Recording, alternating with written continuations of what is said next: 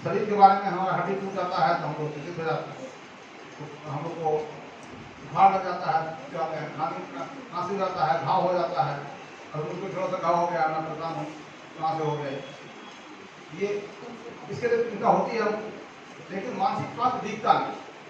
सबसे बड़ी बात है मानसिक स्वास्थ्य तो मुझे दिखता है और दूसरों को कैसे दिखेगा, ये दिखता है तो आपके बिहेवियर से आपको खुद महसूस होगा, ज़्यादा चिंता बढ़ेगी, एक्सेसिव चिंता हो जाती है, सीवियर एंजाइटी होती है, सब चीज़ में चिंता ही होता रहता है। परीक्षा पास करेंगे ना करेंगे पता नहीं, परीक्षा जब आएगा पास करेंगे, परीक्षा देने में बैठेंगे तो अलग बात है, लेकिन परीक्षा में अभी से ही चिंता हो गई तो हम लोग पढ़ाई में भी नहीं काम कर पाए। कैसे एक्सेसिव चिंता को रोका जाए, कैसे तनाव को रोका जाए, अधिक तनाव भी नहीं हो, इसके आप लोग से अनुरोध यही होगा कि आज जब बताते हैं सरल जी उनको ध्यान से सुनिए और सुन करके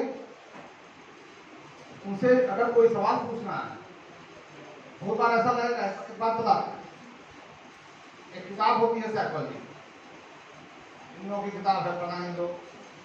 मैं जब इस समय पढ़ता था दिल्ली विश्वविद्यालय में, मैं ही पढ़ता था, दिल्ली विश्वविद्यालय की भी है, दिल्ली विश्वविद्यालय में पढ़ता था तो लाइब्रेरी से एक किताब आया, मैं तो फिजिक्स का आदमी था, एक किताब लाया, उसका नाम था एब्नॉर्मल साइकोलॉजी। इतनी मोटी किताब है, वो मैंने अपोर्टेड में था, इतनी मोटी किताब मैं लाया, मैं किताब का सब पेज उल्टा, तरह तरह की बीमारियां दी हुई थी। मुझको लगा जब मैं उस किताब को पढ़ा मुझको लगा उसमें सब बीमारी तो कुछ है, अंत होते होते मुझको लगा कि तो हम चौपट हो गए, इतनी बीमारी दुनिया की है सब मुझ में। तो मैं तो वास्तव में कुछ नर्वस हो गया वो किताब पढ़ते पढ़ते। तब मैंने अंत में इंट्रोडक्शन पढ़ा। इंट्रोडक्शन में ये बताया गया था कि ये सभी में रहता ही है कुछ ना कुछ, इसके लिए घबराने की भी जरूरत नहीं है, सब में कुछ कुछ रहता है, वही ज्यादा हो जाए तब समस्या हो जाए। थोड़ा तनाव तो रहेगा ही, अरे परीक्षा है तो तनाव होगा, लेकिन इतना तनाव नहीं हो जाए कि हमारा स्वास्थ्य खराब हो। तो ये जरूरी है कि हम लोग जाने इसके बारे में परिचित हों, कब तक ठीक है और कब इसके बाद गड़बड़ हो गया। देखोगे साइकोसोमैटिक डिजीज कहते हैं, होता है दिमाग में टेंशन और लूज मोशन शुरू हो जाता है, पेट खराब हो जाता है, बुखार लग जाता है, है प्रॉब्लम कि आपको स्ट्रेस हो। तो आप आज सुनिए इनको और सुन करके फिर कैसे इसका निदान होगा जरूर पूछिए, क्योंकि ये सबको होता है और ये कभी होता है। तो अभी आप लोगों का जिंदगी में पढ़ने का समय है, अभी उम्र आपकी बढ़ रही है,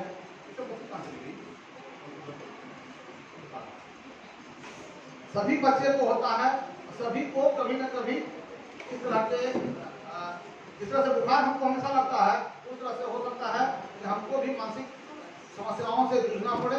तो हम लोग को पहले पहचाना नहीं, बुखार में क्या करते हैं हम लोग एक थर्मामीटर लगाते हैं, तो आप इसमें कौन सा थर्मामीटर लगाएंगे तो पता लगाएंगे, ये पता लगाने के लिए आप डॉक्टर से पूछिएगा, डॉक्टर साहब आपको बताएंगे। डॉक्टर साहब मौलाना आजाद कॉलेज है, मेडिकल कॉलेज बहुत बड़ा कॉलेज है दिल्ली का, इधर से एम्स है, उस तरह से मौलाना आजाद कॉलेज भी है। कॉलेज इसका एम्स के बाद दूसरा चॉइस रहता था मौलाना आजाद, वो हमारे दोस्त थे उस समय में, तो मौलाना आजाद ही मेडिकल में जाते थे, तो पढ़ते बहुत ही अच्छा कॉलेज है वहाँ से उन्होंने पढ़ाई की है। और ये भी जानिएगा आप कि साइकियाट्री क्या होता है, साइकियाट्री और जो साइकोलॉजिस्ट होता है, साइकोलॉजी में क्या अंतर है, दोनों में एक मेडिकल साइंस का है एक बिहेवियरल साइंस का, दोनों में क्या अंतर है ये भी पूछिएगा और जानिएगा। और कैसे कब हम साइकोलॉजिस्ट के पास जाएं, कब साइकियाट्रिस्ट के पास जाएं, ये भी जानने की जरूरत है। मानसिक स्वास्थ्य का बहुत बड़ा क्षेत्र है, आप लोग आज सुनिए समझिए। और बच्चों में ये बहुत समस्याएं होती हैं, उसका निदान भी पूछिएगा, जो भी सवाल हो जरूर पूछना, ठीक है, अब पूछ के ही जाना, ये नहीं कल जाकर के फिर टेंशन में आ गए और आज पूछने का मौका ही नहीं मिला, इसलिए जरूर पूछिए। अपने लिए भी जरूरी है, घर में और लोगों को भी, भाई होंगे, बहन होगी, पिताजी होंगे, दादाजी होंगे, दादाजी भी परेशान रहते हैं, इसलिए सभी को जानना जरूरी है कि कैसे हम लोग अपने स्वास्थ्य को ठीक रखें। मानसिक स्वास्थ्य के आधार पर ही बाकी सभी चीज़ें चलती हैं, इससे सभी चीज़ें कवर होती हैं। आज हम लोग डॉक्टर सौरभ से ये सब बातें सीखने का प्रयास करें। बहुत बहुत धन्यवाद आप सब।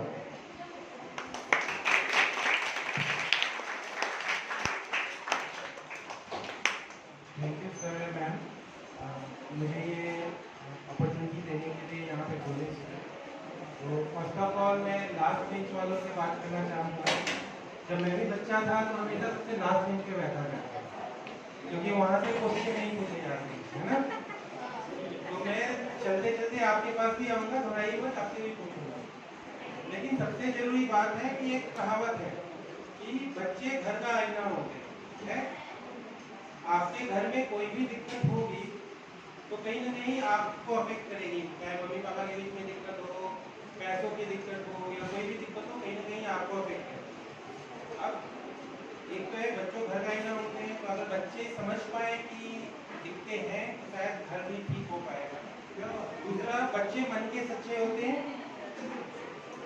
कौन कौन लोग मानते हैं बच्चे मन के सच्चे होते हैं? सारे बच्चे नहीं हो ना, बट जितने भी बच्चे मन के सच्चे हैं आसपास से सीख के फिर गड़बड़ भी हो जाते हैं, है ना। तो ये भी देखना है कि हम सच्चे कैसे बने हैं। तो इसके लिए मन का स्ट्रांग होना जरूरी है। मन के लिए कोई जिम आता है? नहीं आता है ना। तो हम आज ये भी जानेंगे कि मन को स्ट्रांग कैसे किया जाए। तो जैसे सर और मैम ने पहले ही बताया कि शारीरिक स्वास्थ्य अपनी जगह पे है, मानसिक स्वास्थ्य अपनी जगह पे है।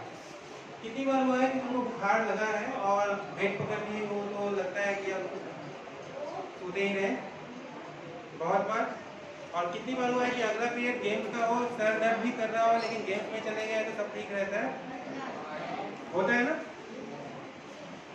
किसी सब्जेक्ट के अगेंस्ट नहीं हुए, बट कितनी बार लगता है कि एसएसटी का पीरियड कब खत्म हो जाए, सॉरी, बट कितनी बार गेम्स का पीरियड लगता है, अरे 40 मिनट हो गया, इतनी जल्दी हो गया, अभी खत्म नहीं हुआ, होता है ना।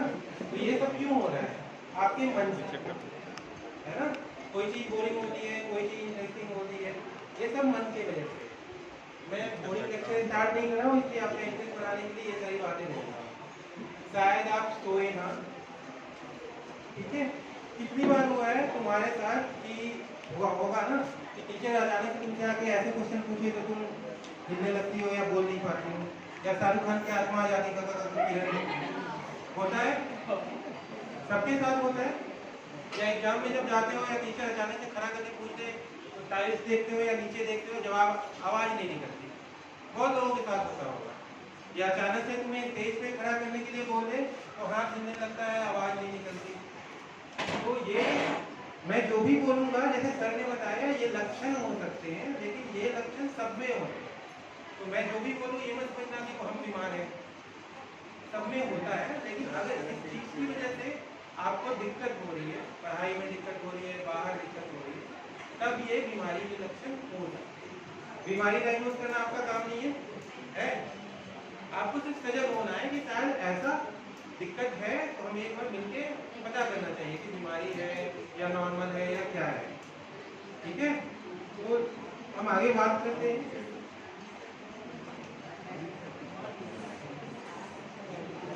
कोरोना के टाइम पे कितने लोग घर में अकेले थे? सारे लोग अकेले थे। कैसा लगता था? दोस्तों से मिल नहीं सकते थे, खेलना कूदना अलाउड नहीं था, बाहर जाना अलाउड नहीं था। टीवी खोलने के तो क्या दिखाई देता था? कोरोना हो जाएगा, ये हो जाएगा, वो मर रहा है, ये हो रहा है। तो आप लोगों को कैसा लगता था? डर लगता था, घबराहट लगता था कुछ ना हो जाए। पढ़ाई लिखाई कर पाते थे? क्यों? स्कूल बंद था। और दोस्तों के साथ खेलने जा पाते थे? दोस्त मिलता था आपसे? गाँव में खेलते थे, लेकिन शहरों में तो सब कोई बंद थे। तो उस समय आपको अच्छा लगता था, या अभी अच्छा लगता है, या उस समय अच्छा लगता था? उस समय क्यों नहीं अच्छा लगता था? एग्जैक्टली। तो मनुष्य एक सामाजिक प्राणी है, और इसमें जैसे जैसे हम लोगों से मिलते हैं वैसे वैसे हमारा भी रिफ्लेक्शन होता है और हमारा मन भी लगा है। मन के लिए एक इम्पॉर्टेंट पार्ट है कि हमारा सोशल फिटनेस, राइट। कितने बच्चों को लगता है कि दोस्त बोलता है तू मोटा है, तू छोटा है, तू काला है, तू पतला है? काफी कॉमन। कितने लोग एक दूसरे का मजाक उड़ाते हैं? सब लोग, कोई भी दूध का दूल्हा नहीं है कि सब लोग एक दूसरे का मजाक उड़ाते हैं। कितनी बार घर में जाके हम लोग रोते हैं कि देखो उसने मुझे ऐसा बोल दिया? बोलते हैं। हर क्लास में 4 बच्चा होता है, 4 का ग्रुप होता है, एक को सताते हैं। क्या इसको हम लोग सब लोग नॉर्मल मानते हैं? जब तक हम पे ना लग रही हो हमारे लिए नॉर्मल है, हमारी लगने लगे तो फिर हम रोने लगते हैं। लेकिन क्या हम हमेशा रो पाते हैं?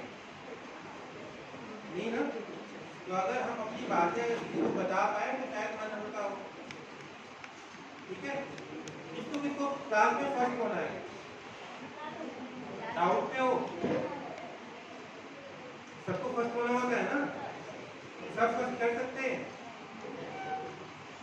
कितने बच्चे फर्स्ट होने के लिए मेहनत करते हैं और कितने इस चिंता में मरे रहते हैं कि हम फर्स्ट क्यों नहीं हो रहे? मैक्सिमम मैं बताता हूँ, मैं आपकी जगह रहा हूँ इसलिए बताता हूँ। हम अक्सर चिंता करते रहते हैं कि हम फर्स्ट क्यों नहीं हो रहे, पढ़ाई नहीं करते। 4 इंटू 2 कितना होता है? और 2 इंटू 4 कितना होता है? तो अगर आपका बुद्धि कम है तो आप 4 घंटे पढ़िए, 8 आ जाएगा। आपका बुद्धि ज्यादा है तो 2 घंटे पढ़िए, 8 आ जाएगा। क्या आप लोग अप्लाई करते हैं? सबकी अभिलाषा है कि फर्स्ट हो जाए, लेकिन मेहनत अपने औकात अनुसार नहीं करते, फिर रोते रहेंगे कि हम फर्स्ट नहीं हो रहे, है ना। तो ये बहुत सारी चीजें हैं जो हमारे मानसिक स्वास्थ्य से जुड़ा हुआ है। तो हम आगे बात करेंगे इनके बारे में। तो ये हम कोरोना के बारे में बता रहे थे। कोरोना के टाइम पे हम सबको बहुत सारी दिक्कतें हुई, अकेले रह गए, पढ़ने का साधन नहीं था एंड ऑल। अभी के टाइम पे अगर आपको खाली टाइम दे दिया जाए तो क्या कीजिएगा? 10 में से 8 बच्चे मोबाइल देखेंगे, है ऐसा? खेलने जाते हो आप? मोबाइल पे आधा घंटा से कम कौन बिताता है पूरे क्लास में एक दिन में? कोई भी है ऐसा? मोबाइल आधा घंटा से कम कौन यूज करता है? मैं गिन सकता हूँ 1 2। मैक्सिमम लोग दिन का आधा से 1 घंटा मोबाइल पे देते हैं और वो पढ़ाई नहीं होता है। खेलने कितने लोग जाते हैं डेली? छोटे बच्चे नहीं, बड़े बच्चे जाते हो बाहर खेलने? तो ये सारी चीजें हैं जो हम देख सकते हैं कि हमारे लाइफ में गड़बड़ है। जैसे आप बच्चों में एग्जाम का रिजल्ट का टेंशन था कोविड के टाइम पे, एग्जाम का स्कूल खुलेगा या नहीं खुलेगा, घर में पैसों की कमी थी तो उसकी वजह से आप अफेक्टेड थे, फिर बाकी दोस्तों से मिल नहीं पा रहे थे तो मन नहीं कर रहा था। उसी तरह से हम बड़े जो हैं उनको भी ये टेंशन था। आधे लोगों को लगता था कि हमको कोरोना हो तो नहीं गया, अब भले ही कोरोना खत्म हो गया लेकिन आज भी लगता है कोई भी बीमारी देखते हैं तो कहीं ये बीमारी हमें तो नहीं होगी। तो ये भी एक तरह से एंजाइटी या चिंता वाली बीमारी के लक्षण हो सकते हैं, जरूरी नहीं है आपको बीमारी है। उसी तरह से अगर देखा जाए तो वो जो मानसिक स्वास्थ्य है या मानसिक लक्षण है हर स्टेज पे अलग अलग होगा। जैसे अगर इस छोटू से बात करें तो इसकी चिंता क्या है? पास करना। कौन सी क्लास में हो? नहीं पास करना। 7th में हो ना, तो 100% तो नहीं लाना, बोर्ड का प्रेशर नहीं है तो तुम थोड़ा रिलैक्स हो। तो तुम्हारी चिंता और जो 10th क्लास में या 9th क्लास का बच्चा है उसकी चिंता अलग होगी। उसी तरह से जो बीमारियों के लक्षण है या मानसिक स्वास्थ्य के लक्षण है वो हर स्टेज पे अलग होगा। जैसे बिल्कुल छोटे बच्चों की बात करें या डिप्रेशन, किसको पता है डिप्रेशन? डिप्रेशन पता है किसी को? सुना है? अच्छा छोड़ो, दीपिका पादुकोण किसको पता है? Everyone knows right. उसको भी डिप्रेशन हुआ था, ये किसको पता है? नहीं पता ना। डिप्रेशन जो हम आम बोलचाल भाषा में बोलते हैं वो डिप्रेशन सबको पता है, लेकिन होता क्या है? बिना किसी कारण के हम दुखी रहते हैं, कोई कारण नहीं है फिर भी मन हमेशा उदास रहता है, पूरे दिन उदास रहते हैं, कुछ करने का मन नहीं करता। अब अगर आप यहाँ उदास रहते हैं और घर पे जाके दोस्त के साथ खेलते हैं तो आपको डिप्रेशन नहीं है, ठीक है। दूसरा है उदास रहना, किसी काम में मन नहीं लगना, याददाश्त नहीं आना। अब पढ़ाई करते हो याद नहीं आता मतलब डिप्रेशन नहीं है। तुम ढंग से पढ़ाई मतलब रोज पहले की तरह पढ़ाई कर रहे हो फिर भी आती हुई चीजें भूल जा रहे हो, वो भी डिप्रेशन हो सकता है। कई बार कई घरों में माँ बाप या दोस्त बंधु बहुत ज्यादा चिड़चिड़े हो जाते हैं अचानक से, हर बात पे चिल्ला रहे हैं, हर बात पे, देखा होगा। तो उनका नेचर डिप्रेशन नहीं है, लेकिन अचानक से जो इंसान शांत था अचानक से चिड़चिड़ा हो गया, वो डिप्रेशन हो सकता है। तो डिप्रेशन ऐसा नहीं है कि बड़ों की बीमारी है, छोटों में भी हो सकता है।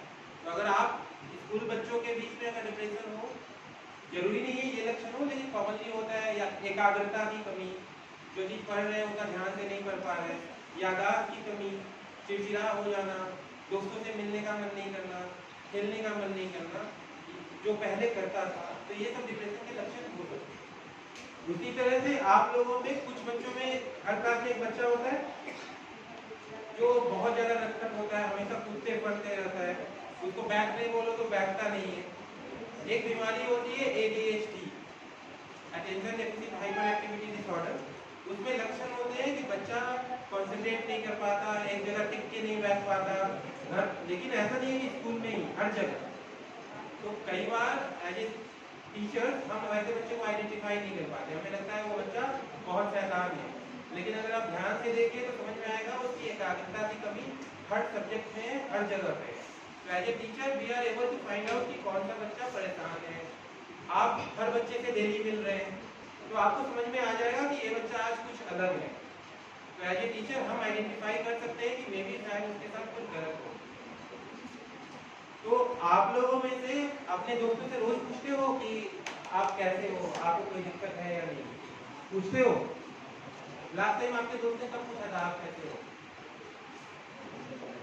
सेकेंड क्लास में हो तो, थर्ड क्लास में हो तो, फोर्थ क्लास में हो तो हम पूछते हैं। जैसे जैसे बड़े होते जाते हैं बिल्कुल नहीं पूछते, और हम लोग जब बहुत बड़े हो जाते हैं तो और भी नहीं पूछते। हम अपनी जिंदगी में इतने व्यस्त हो जाते हैं कि ये पूछना भूल जाते हैं हम कैसे हैं, काम काम काम। तो अभी आप लोगों का काम क्या है? 12 घंटे पढ़ते हो? नहीं, 4 घंटे पढ़ते हो और 4 घंटे चिंता करते हो कि कितना पढ़ना है, ऐसा ही होता है। तो अभी हम आगे बातें करेंगे कि कैसे हम ढंग से पढ़ सके और हमारी जो छोटी मोटी चिंताएं हैं उसको कैसे टैकल करना है। एक और चीज है जो बड़े बच्चों में कॉमन है, जो आनंद बाजार एरिया से कौन कौन है? तो आनंद बाजार एरिया में कॉमन होगा जो बड़े बच्चे हैं, बच्चे नहीं, नशा काफी कॉमन है, पता होगा आप लोगों को। हर गली कुची में लोग नशा करते हैं, और जैसे जैसे हम बड़े होते हैं तो हमें लगता है सिगरेट पीना या कोई भी नशा करना सो कॉल्ड कूल है या नॉर्मल है। तो ये चीजें भी एक तरह से मानसिक बीमारी है। इन सब चीजों के बारे में ही बात करेंगे हम। अब ऐसी बात करते हैं कि ये मान लिए ये कुछ केस इस तरीके, मान लीजिए आपका एक दोस्त है और आप, तो जैसे जैसे आप बड़े हो रहे हो आप दोनों के बॉडी में चेंजेस आ रहे हैं, राइट है। लेकिन हमारे समाज में काला गोरा लंबा छोटा इन सब पे भेदभाव कहाँ सिखाया जाता है? कहाँ सिखाया जाता है? किसे सिखाया तुमने? काला खराब होता है या सफेद अच्छा होता है? Mummy papa, society. हम लोग सब फेयर एंड लवली का ऐड आना इंडिया में क्यों है, बाहर क्यों नहीं आता? या कॉम्प्लान गर्ल है कॉम्प्लान बॉय इंडिया में क्यों आता, बाहर क्यों नहीं आता? वैसे आता हर जगह है, क्योंकि एज ए सोसाइटी हम बोलते हैं ये अच्छा है ये बुरा है, लेकिन हम भूल जाते हैं कि बच्चों पे इसका क्या प्रभाव होता है। बट कई बार हम गुस्से में ही बच्चे को बोल देते हैं, जो गांव से होंगे या वो होंगे, ये कलुआ ये छोटुआ, this is very common, right? बोलते हैं ना, अरे कलुआ इधर आओ, बट वी डोंट रियलाइज कि वो कलुआ कैसा है। जैसे तुम हंस रहे हो, राइट? हर कोई हंसता है, हमें ये सिखाया गया कि हंसना है क्योंकि ये मजाक का पात्र है। लेकिन अगर मैं खुद काला हूं मुझे कैसा लगेगा? क्या हम सोचते हैं? तो ये सारी चीजें हमें अपने लिए जो पसंद नहीं है दूसरों के लिए नहीं देखना, और इसके लिए जरूरी है कि आप अपने दोस्तों का ख्याल रखें। और एज ए टीचर हमारा है कि अगर हमारे सामने ऐसा हो रहा है तो हम इस चीज को वहीं पे रोकें। यूजुअल होता है कि हमारे सामने हो रहा है तो हम हंस के टाल देते हैं, अरे यार ये तो नॉर्मल है, बट उस बच्चे के लिए जिसका अभी पर्सनालिटी नहीं बना है, उसके लिए ये बहुत बड़ी चीज़ होगी। कई बार अभी होता है नहीं होता है नहीं पता, हमारे ज़माने में हुआ करता था कि अगर कोई होमवर्क बना के ना आए तो मुर्गा बना देते थे या खड़ा करवा देते थे क्लास के सामने। होता है अभी? हम लोग मारते होता है अभी? वो क्यों होता है? वो इसलिए होता है कि आपको लज्जा आए, राइट? आपको शर्म आए कि आप काम करके नहीं आए हो, ठीक है? बट कई बार जो बच्चे एंजाइटी वाले होते हैं या जिनको चिंता ज़्यादा होती है, उनके लिए और ज़्यादा डिट्रीमेंटल होता है। उनको लगता है कि सबके सामने बेइज्जती, इज्जत का फालूदा हो गया, अब स्कूल जाके ही क्या करते हैं। कितने के साथ ऐसा होता है? हुआ तो होगा ना? तो हमें समझना है कि हर बच्चा अलग है, हर किसी का सोचने का तरीका अलग है और हर बच्चे से हमें अलग तरीके से डील करना है, ठीक है? हाथी और घोड़ा को एक साथ एक रेस में दौड़ा सकते हैं? क्यों? रेस है, दौड़ा दो। हाथी हाथी है, घोड़ा घोड़ा है। आपका रैंक क्या आता है? आपका रैंक क्या आता है? फर्स्ट कौन है तुम्हारे तरफ में? तो तुम्हारी आशा क्या रहती होगी? फर्स्ट है, लेकिन फर्स्ट क्यों नहीं आती हो? तो तुम दोनों फर्स्ट सेकंड खेलते रहते हो, कोई 30% वाला मतलब बिल्कुल नीचे वाला बच्चा भी होगा, तुम लोग को देखता होगा कितने अमीर लोग हैं, फर्स्ट सेकंड आते हैं, हमको काम नहीं होगा। तो ये भी हमारा सोसाइटी सिखाता है कि हमेशा बच्चे को डॉक्टर बनाना है, इंजीनियर बनाना है, ये सिखाता है। कोई बोलता है क्रिकेटर बनाना है, क्योंकि हमारे समाज को आदत है कंपैरिजन करने की। जब से आपने बोला हाथी और घोड़ा को दौड़ा नहीं सकते एक साथ, तो क्या दो बच्चों को कंपेयर कर सकते हैं? सब लोग करते हैं। घर से स्टार्ट होता है, तुम्हारा बड़ा भाई इतना अच्छा था, तुम इतने नालायक हो गए। हर घर में होता है। अच्छा, शर्मा जी का लौंडा जो किसको किसको पता है? सबको पता है ना? हर घर के बगल में शर्मा जी का लौंडा होता है, उससे कंपेयर करते हैं कि शर्मा जी का बच्चा यहाँ पहुँच गया, तुम कहाँ पहुँच गए, राइट? तो ये कंपेरिजन हमें रोकना है। इसमें जब तक हम कंपैरिजन नहीं रोकेंगे, हम आगे अपने आप को इम्प्रूव नहीं कर पाएंगे। और एज ए टीचर हमारा रोल है कि हर बच्चा स्पेशल है। तो अगर हम जो फर्स्ट करता है उसको पब्लिकली तारीफ कर रहे हैं, जरूरी है, लेकिन इतना भी तारीफ ना करें कि सब बच्चे को लगने लगे कि मैम सिर्फ फर्स्ट और सेकेंड पे ध्यान देती हैं और बाकी सब पे ध्यान ही नहीं देती, क्योंकि हमारे लिए सब बच्चा इक्वल है। और बच्चों को बढ़ाने का तरीका डांट या पब्लिक तिरस्कार या ह्यूमिलिएशन नहीं हो सकता, उनको इनकरेज देके ही करें। बचपन से रिश्वत देना सिखाया गया, ये करो तो 5 रुपए का चॉकलेट मिलेगा, वो करो तो 10 रुपए का चॉकलेट मिलेगा। उसी तरह से ये इसलिए सिखाया गया है कि बच्चों को जब आप कुछ इनकरेज करिएगा तो शायद वो कर पाएंगे, लेकिन अगर क्रिटिसाइज कीजिएगा वो भी पब्लिकली, तो शायद कभी नहीं करें। कितने बार हुआ है कि अगर टीचर ने तुम्हें एक बार डांटा हो, होमवर्क करके गए हो और दोबारा लिखी डांट दिया, तो अगले दिन जानबूझ के होमवर्क करके नहीं जाओगे। कितने बच्चे ऐसा करते हैं? मैक्सिमम करते होंगे, मैं भी रह चुका हूँ, पता है। तो कुछ चीज़ें हैं जो उन लोगों को चेंज करनी होंगी, बट कुछ चीज़ें हैं जो हमें भी चेंज करनी होंगी, देखने का नजरिया। उसी तरह ये काला और वो लेंगे था, दूसरा था दूसरा है कि कई बार होता है कि अचानक से बच्चा गया, कुछ नए दोस्त बने और वो अचानक से खेलने लगा, तो घर वाले आके बोलते हैं देखिए जी मेरा बच्चा तो बिगड़ गया है, पढ़ाई लिखाई छोड़ दिया है, दिन भर खेलते रहता है। आपके पास आएंगे, आप दोनों बच्चों को बुलाओगे, बोलोगे देखो जी इसके साथ मत रहा करो, इसकी वजह से उसको प्रॉब्लम आ रही है। होता है ऐसा? मेरा बच्चा उसकी संगत में बिगड़ रहा है, होता है? इस सोसाइटी का बिगड़ने का पैरामीटर क्या है? पढ़ाई लिखाई छोड़ देना है, इस बिगड़ना, चाहे वो खेल कूद करे या कुछ भी कितना भी अच्छा हो, अगर पढ़ाई लिखाई नहीं कर रहा है तो वो बिगड़ गया। तो आप लोगों से मैं ये नहीं कहना चाह रहा हूँ कि पढ़ाई लिखाई नहीं करना है, लेकिन हर कोई एक चीज में स्पेशल है। किसी को पेंटिंग पर अच्छा है, किसी का खेल कूद पसंद है, आपको एक लेवल तक तो पढ़ाई करनी है, लेकिन ये चीज़ें भी आपको हेल्प करेंगी, तो आपको हर चीज़ पे ध्यान देना है।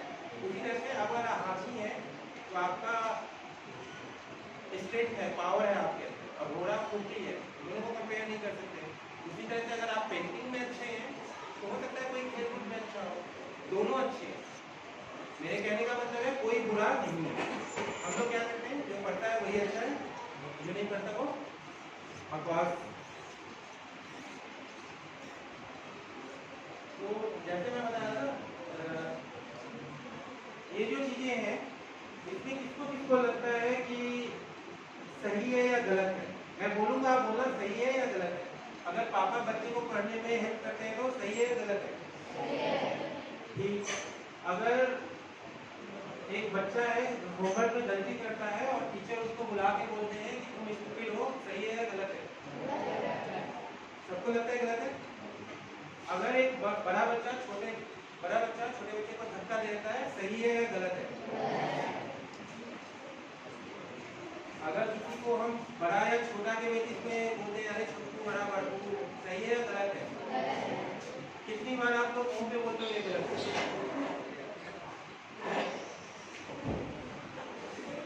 अगर मैंने तुमको बोला ए छोटू, कितनी बार तुम रिप्लाई करती हो ये गलत है? नहीं। कितनी बार टीचर को कंप्लेन करती हो कि ये गलत है? कभी नहीं। क्यों? क्योंकि हम डर जाते हैं, हमको लगता है छोड़ो यार, ऐसा ही होता है ना। उसी में अगर कुछ चीजें होती है, जैसे आप लोग जैसे जैसे बड़े हो रहे हैं इतना समझ में आएगा कि गुड टच बैड टच के बारे में किसको किसको पता है। गुड टच बैड टच पता है आप लोगों को? पता है आप लोगों को? जैसे हम बच्चे होते हैं हमें नहीं पता होता, बट ये भी एक इम्पॉर्टेंट है कि आप जैसे बड़े हो तो आपको अगर कोई बैड टच दे रहा है तो उस समय बोलना है कि ये बैड टच है या कंप्लेन करनी है, इसको नजरअंदाज नहीं करता है, राइट। तो ये जो सारी चीजें हम आपसे बोले, ये सब एक तरह से वायलेंस है या क्रूरता है। वायलेंस का मतलब ये नहीं है कि मैंने आपको थप्पड़ लगा दिया। वायलेंस का मतलब ये भी है कि मैंने आपको छोटा मोटा बोला। वायलेंस का मतलब ये भी है कि मैंने आपको इनएप्रोप्रिएटली टच किया या जिसने भी किया, है ना। तो जब भी वायलेंस हो रहा है, कोई भी वायलेंस है, चाहे मेंटल वायलेंस हो या फिजिकल वायलेंस हो, वो आप सबको निगेटिवली इम्पैक्ट करेगा और वो आपको पढ़ाई या हर जगह में दिक्कत करेगा। अगर आपको रोज डांटा जाए कि आप बेवकूफ हो, गधे हो, आप स्कूल आओगे? नहीं जाओगे, है ना। तो ये सारी चीजें इंपॉर्टेंट है कि हम जो चीज गलत है उसको वहीं पे रोकें और एट द सेम टाइम अपने लिए जो हमें गलत लगता है वो दूसरों के साथ ना करें। कितने लोग ऐसा करते हैं? करते हो? हंसते हो ना, उसको कुछ गाली वाली दे के या मजाक करके हंसते हैं हम लोग। मैक्सिमम लोग हंसते हैं। मैं किसी को पॉइंट आउट नहीं कर रहा हूँ। अपने साथ हो जाए तो रोने लगते हैं, टीचर उसने ऐसा किया, और किसी और के साथ हो जाए तो सब मिलके गैंग बनाते हैं, अरे तू तो ऐसा ही है, करते हैं। क्या ये सही है? क्या अगर आपका भाई होता या बहन होती उसके साथ ऐसा होता तो आप ऐसे ही बिहेव करते? नहीं ना।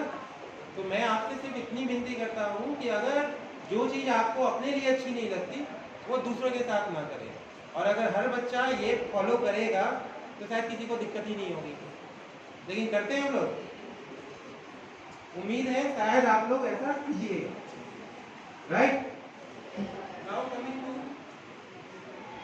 एज ए टीचर, आप लोगों के लिए एंड बाकी आपके घर में भी या आपके दोस्त भी हैं, जो भी है, अचानक से अगर ये सारी चीजें दिखने लगे आपके दोस्तों में या भाई बहनों में या जो भी, तो हो सकता है कुछ गड़बड़ है।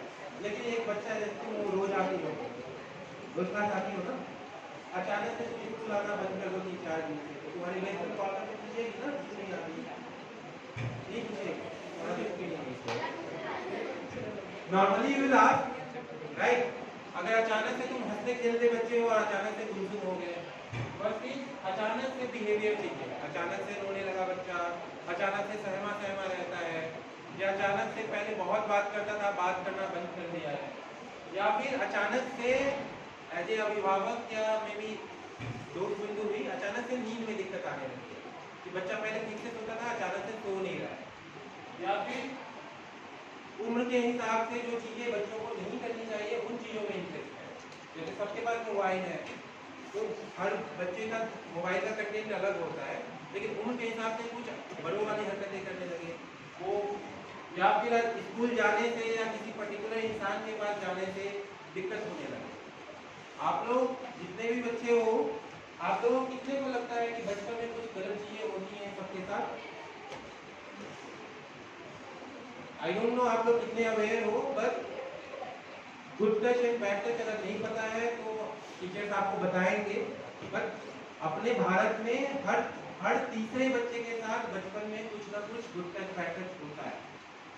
और हम जब बड़े होते हैं या धीरे धीरे आगे होते हैं तो हमें रियलाइज होता है कि हमारे साथ कुछ गड़बड़ हुआ है। तो अगर आपके साथ होता है तो आपको बड़ों को बताना है, उसको छुपाना नहीं है।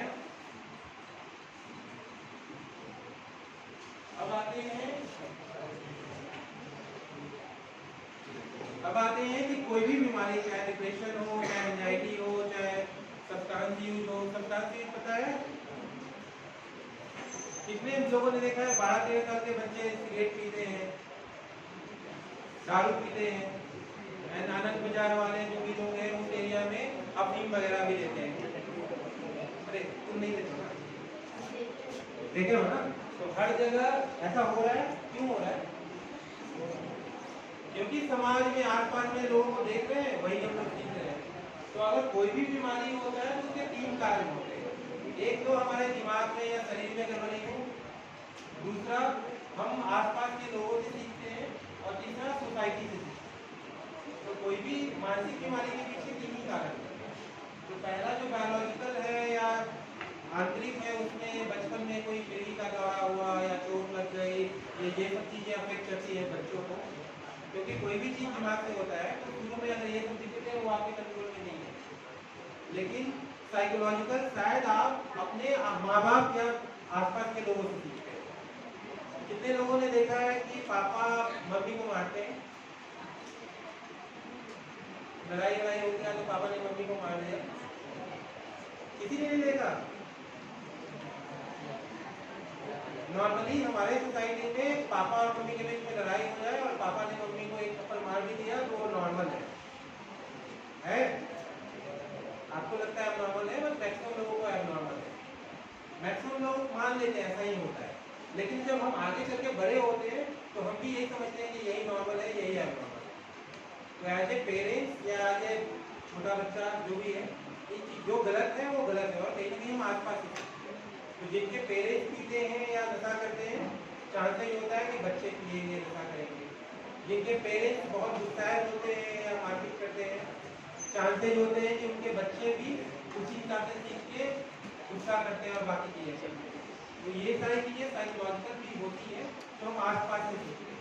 तो अभी तो आप पेरेंट्स के बीच में नहीं हो, स्कूल में हो, लेकिन स्कूल में भी जो भी बिहेवियर सीखते हो वो आपके आसपास से ही सीखते हो।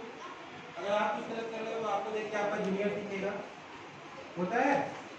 तो अगर हम एक ऐसा बच्चा बने जो हम अपने भाई बहन के लिए बनना चाहते हैं तो सारे भाई बहन ठीक रहेंगे, है? यहाँ पे ये ट्राई कर सकते हैं कि हम लोग उस तरह से करें। आपके क्लास में कितने बच्चे हैं जो अगर अचानक से स्टेज पे आके बोलने माइक पकड़ा दें तो बिना कापे बोल देंगे? नाम क्या है? तो ये आराम से बोल लिया, कई लोग नहीं बोल पाएंगे, है ना? ऐसा है। तो आपका नाम क्या है? तो मैं ये कहना चाहता हूँ कि हमें आइडेंटिफाई करना होगा कि इसको शायद घबराहट होती है, इसको घबराहट नहीं हो। तो जिनको घबराहट नहीं होती है ठीक है, पर जिनको घबराहट होती है उनको एक्स्ट्रा केयर दे के या स्पेशल अटेंशन दे के उनके घबराहट या कॉन्फिडेंस को बिल्डअप किया जाए। इमेजिन करो एक बच्चा जो अपने परिवार में रहता हो, उसकी सौतेली मम्मी हो और उस बच्चे से घर का सारा काम करवाया जाता है। होता है अपनी सोसाइटी में ऐसा, उसको मारा पिटा दिया जाता है, एंड दूसरे वाली जो उसकी सौतेली बहन है उसको अच्छा चीज मिलता है, उसको कुछ खराब मिलता है। या फिर अपने यहाँ खासकर बिहार में भाई को सब कुछ मिलता है, बहन को कुछ नहीं मिलता। होता है? होता है ना? सही है? नहीं सही है ना? लेकिन हमारी मम्मी हमें लोग इस चीज को प्रमोट करते हैं कि लड़का लड़की अलग अलग है ना?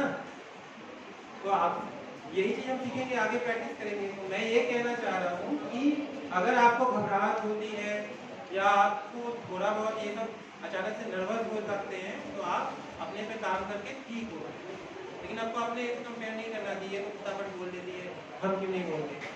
वो हाथी घोड़ा एक नहीं हो सकते ना, तो हाथी को हाथी ही रहने दो, लेकिन हम चेंज हो सकते हैं सोसाइटी में। अब दूसरा है टीचर्स के लिए या हमें समझने के लिए कि बच्चों के बोलने की क्रिया अलग होती है। एक बच्चा हो सकता है आपके पास आया कि पेट दर्द कर रहा है, लेकिन अगर उससे पूछो डीपली, जैसे सर ने बताया था साइकोसोमैटिक, तो पेट दर्द के साथ आया है, लेकिन हो सकता है घर में टेंशन चल रही हो, उसकी वजह से बच्चा पेट दर्द कर रहा है। हो सकता है बच्चा डिप्रेशन में हो, लेकिन आपके पास आए कि हेडेक हो रहा है, क्योंकि बच्चों की बोलने की क्षमता हमारी तरह नहीं है। तो बच्चों में कई बार शारीरिक बीमारी के पीछे मानसिक बीमारी होती है। तो अगर आपके पास कई बार बच्चा आता है अचानक से कोई शारीरिक बीमारी के साथ, जैसे आप लोगों को भी कई बार बहुत सारी चीज़ें हो रही हैं, कोई जांच में कुछ नहीं आ रहा है, डॉक्टर बोल रहा है कोई बीमारी नहीं है, फिर भी सर दर्द पेट दर्द चलते रहा है, तो कई बार वो मानसिक बीमारी के लक्षण होते हैं। सबसे कॉमन बहाना क्या है स्कूल ना जाने का? पेट दर्द करना, है ना? पेट दर्द कोई नाप सकता है थर्मामीटर लगा के? और प्याज डाल के बुखार लाने वाला नुस्खा किसको किसको पता है? आधे लोगों को पता है। तो बुखार को नाप सकते हैं ना, दर्द का नाम क्या हुआ? पेट दर्द कोई नाप नहीं पाएगा। मैं सजेशन नहीं दे रहा हूँ, बट मैं कहना ये चाह रहा हूँ कि आप स्कूल अगर नहीं जाना चाह रहे तो उसके पीछे मोस्ट कॉमन कारण क्या होता है? या तो संस्कृत के सर बहुत डांटते हैं, हर जगह के संस्कृत के सर वही होते हैं, नो ऑफेंस में, समझ रहे हो ना? होमवर्क कंप्लीट नहीं है ना? या फिर किसी दोस्त से लड़ाई हो गया, या फिर किसी ने मेरा मजाक उड़ा दिया तो क्या मुंह दिखाएंगे सबके सामने। इन कारणों से हम स्कूल नहीं जाना चाहते। तो अगर हम देखें तो सबसे कॉमन बच्चों में मानसिक बीमारी का लक्षण होता है स्कूल रिफ्यूजल। स्कूल जाने से बच्चा अचानक से आनाकानी करने लगे, मतलब कोई ना कोई दिक्कत है। जरूरी नहीं मानसिक बीमारी है, लेकिन कुछ ना कुछ तो दिक्कत है। कितने बच्चों ने स्कूल न आने की वजह बंक किया है, रोड पे घूम रहे थे, कहीं और चले गए थे? अरे हाँ ठीक है, अक्सर हम लोग ऐसा करते हैं, खासकर बड़े बच्चे, राइट? लेकिन उससे कोई सॉल्यूशन नहीं निकलता है। लेकिन जिन्होंने भी किया है उन्होंने कहीं ना कहीं अपने भाई बंधु से सीखा होगा, है ना? तो ऐसी चीजें नहीं सिखानी होती। अगर आपको कोई प्रॉब्लम है, टीचर्स आपके भले के लिए ही कर रहे हैं, डिस्कस कीजिए। ज्यादा ज्यादा संस्कृत के टीचर क्या बोलेंगे? पेरेंट्स को बुलाएंगे, इससे ज्यादा तो कुछ नहीं होगा, है ना? तो आपको ये कहना है कि कोई भी जो गलत चीज होती है हम जल्दी सीखते हैं, उसको नहीं सीखना है। अब जैसे अगर कोई 8th क्लास में है और क्लास में सुसु कर दे, एवरीवन इज लाफिंग, राइट? सब लोग हंस रहे हैं, राइट? लेकिन हो सकता है ये बीमारी हो, फिर भी आप हंसिएगा नहीं ना? लेकिन ये जो आप हंसे, यही उस बच्चे के लिए जिंदगी भर का सबक हो जाता है कि एक बार अगर क्लास में शुरू हो गया तो उसकी इज्जत का फालूदा निकल गया। अब वो पूरे जिंदगी भर लो कॉन्फिडेंस में रहेगा क्योंकि आप लोग हंसे, एंड वो बीमारी है, समझ रहे? तो कैसे आप अपने भाई बहनों के साथ रिस्पॉन्स करते हैं, वो उसके लिए बहुत मायने रखता है, खासकर जिनका लो कॉन्फिडेंस होता है। तो इवन ये सारी चीजें बीमारी की होती है। कई बच्चों को दिक्कत होगी कि लिखा हुआ समझ में नहीं आता होगा, बोल तो देते हैं बट स्पेलिंग मिस्टेक्स होते हैं। कई लोग बच्चों को दिक्कत होता होगा कि बोल तो अच्छे से देते हैं, हर सब्जेक्ट में अच्छे हैं, लेकिन मैथ्स के कैलकुलेशन में दिक्कत आता है। बाकी सब सब्जेक्ट ठीक है, मैथ्स में दिक्कत आता है। कई लोगों को होता है कि लिख तो ठीक लेते हैं, लेकिन बोलते हैं तो दिक्कत आती है, बोल नहीं पाते थे। तो ये भी एक तरह का मानसिक बीमारी जिसको डिसलेक्सिया कहते हैं हो सकता है, जिसमें किसी को लिखने की दिक्कत होती है। और ऐसे बच्चों को सीबीएसई या बाकी जगह पे रियायत भी होती है। तो अगर आप लोगों को पढ़ने में कोई दिक्कत नहीं है, लिखने में दिक्कत है या मैथ्स में दिक्कत है, तो वो भी लक्षण हो। तो ऐसा नहीं है कि सिर्फ डिप्रेशन या एंजाइटी, इवन ये सब भी मानसिक बीमारी के लक्षण हो सकते हैं। कितने बच्चे गेम खेलते हैं, मोबाइल गेम खेलते हैं, पबजी सुना है? वो हेडफोन लगा के दूसरों से बात कर करके इसको मारो, ये सारे लोग सीखते हैं ना। कितने घंटे लगता है इसमें? 2-3 घंटा, 4 घंटा, कई लोग तो 6-6 घंटा खेलते हैं। कितने लोगों को लगता है ये बीमारी है? अगर कोई भी चीज एक आवश्यकता से ज्यादा करे तो बीमारी है कि नहीं?